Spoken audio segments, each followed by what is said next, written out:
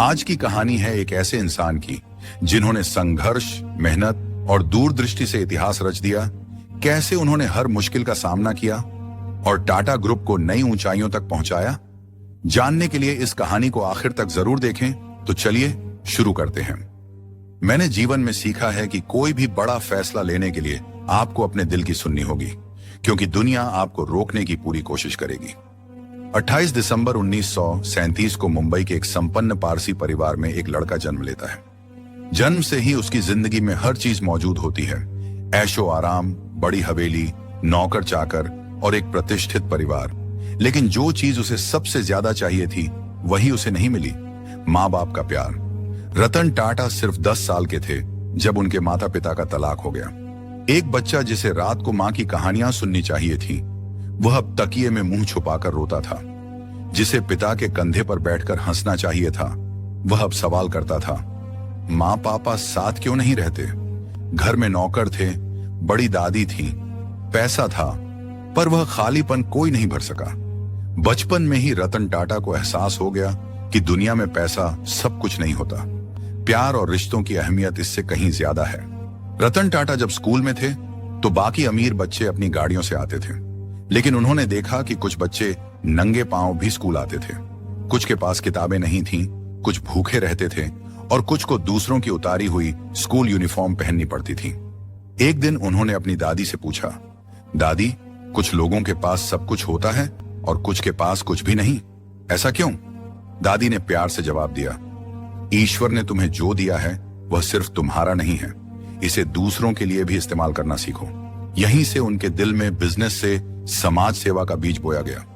जब वे अमेरिका गए तो पहली बार असली दुनिया देखी।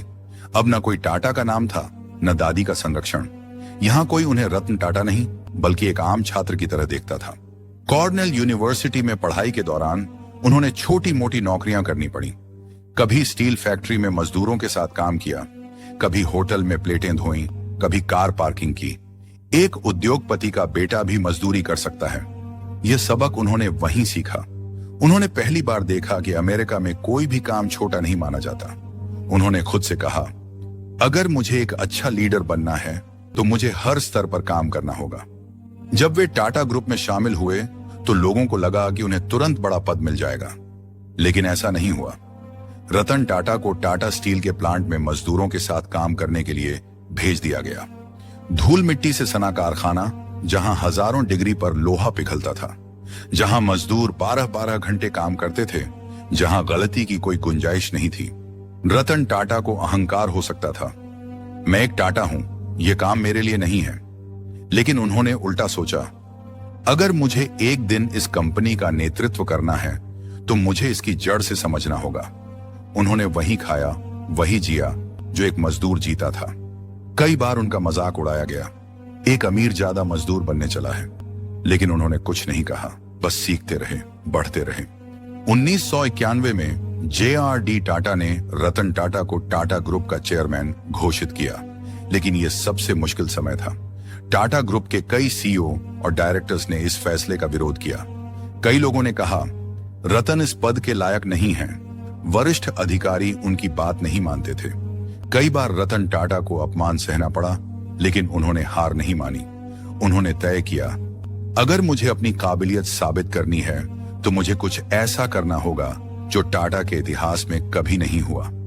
1998 में रतन टाटा ने टाटा इंडिका लॉन्च की, भारत की पहली स्वदेशी कार। लोगों ने कहा, टाटा एक स्टील कंपनी है, वे कार कैसे बना सकते हैं? रतन टाटा का सपना सिर्फ एक महंगा खिलौना है, यह कार कुछ ही महीनों में फेल हो जाएगी।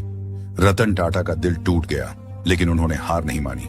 फिर 1 साल बाद टाटा इंडिका भारत की सबसे ज्यादा बिकने वाली कार बन गई। अब वही लोग जो मजाक उड़ा रहे थे, इसी कार को खरीदने के लिए लाइन में लगे थे। 1999 में रतन टाटा अपनी कंपनी बेचने के लिए फोर्ड के पास गए थे। फोर्ड के अधिकारियों ने उनका अपमान किया और कहा, अगर तुम्हें कार बनानी नहीं आती तो बिजनेस क्यों कर रहे हो? रतन टाटा ने यह बात अपने दिल में बैठा ली। 9 साल बाद जब फोर्ड खुद आर्थिक संकट में फंस गई तो रतन टाटा ने फोर्ड की सबसे मूल्यवान संपत्ति जैगुआर और लैंड रोवर को खरीद लिया। जब डील हुई तो फोर्ड के चेयरमैन बिल फोर्ड ने खुद कहा, आपसे हमें बहुत बड़ा फायदा हो रहा है। यही वह पल था जब रतन टाटा ने अपने अपमान को सबसे बड़ी जीत में बदल दिया। टाटा मोटर्स अब दुनिया की सबसे बड़ी कार कंपनियों में से एक है। रेंज रोवर और जगुआर आज टाटा मोटर्स का हिस्सा हैं। GLR की कीमत आज अरबों डॉलर में है।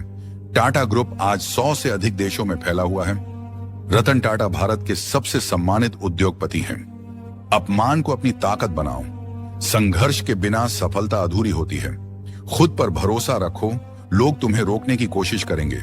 सफलता सिर्फ पैसा नहीं बल्कि लोगों की भलाई करना है। रतन टाटा सिर्फ एक नाम नहीं बल्कि भारत की शान है। अगर आपको यह कहानी प्रेरणादायक लगी हो तो इसे लाइक करें, शेयर करें और अपने विचार कमेंट में बताएं।